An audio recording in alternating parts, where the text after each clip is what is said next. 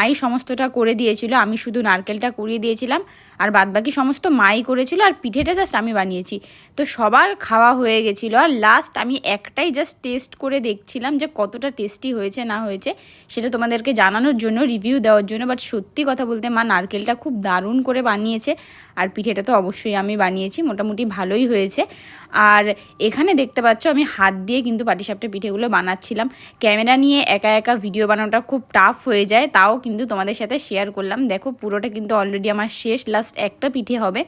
আর আমি তোমাদের দেখাচ্ছিলাম এখানে যে দেখো কতগুলো পিঠা অলরেডি বানিয়েছে। আর এখানে কিন্তু এই কটাই বানায়নি, সবাই অলরেডি দুটো দুটো করে খাওয়ার পর এই কটা ছিল, সেটাই তোমাদেরকে আমি দেখাচ্ছিলাম। তোমরা কারা কারা পাটিসাপটা পিঠে বানাতে পারো অবশ্যই কিন্তু কমেন্টে জানিও, আর কাদের কাদের এটা প্রিয় পিঠে সেটাও কিন্তু কমেন্টে জানিও।